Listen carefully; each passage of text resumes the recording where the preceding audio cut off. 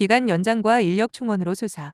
2라운드를 맞은 세대 특검의 야권 수사가 권성동 국민의힘 의원 구속 여부에 따라 중대 분수령을 맡게 됐다.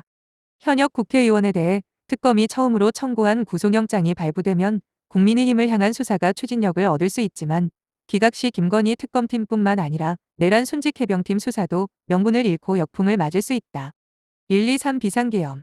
당시 국회 표결 방해 의혹을 수사 중인 내란 특검팀이 연일 당시 국민의힘 지도부 소환을 추진하는 가운데 권 의원 구속 여부가 야당 의원 출석 협조에 영향을 미칠지 주목된다.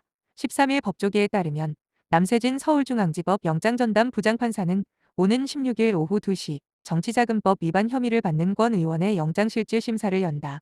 김건희 여사의 각종 의혹을 수사하는 김건희 특검팀이 지난달 27일 권 의원을 피의자로 소환해 13시간이 넘는 고강도 대면 조사를 벌인 뒤 다음 날 구속영장을 청구한 데 따른 절차다.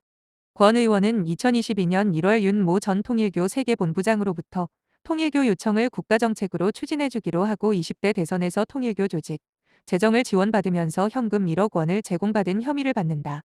또 같은 해 2월에서 3월 한학자 통일교 총재로부터 금품이 담긴 쇼핑백을 받은 의혹과 한 총재의 해외 원정 도박 관련 경찰 수사 정보를 전달해 증거를 제공했다는 의혹도 받고 있다.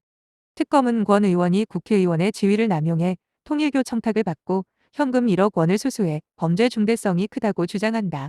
또 휴대전화를 교체하고 차명폰을 사용한 점을 들어 증거인멸 우려도 높다고 본다. 특검팀 청구로 정부가 제출한 체포동의안은 지난 11일 국회 표결에서 더불어민주당 주도로 통과됐다.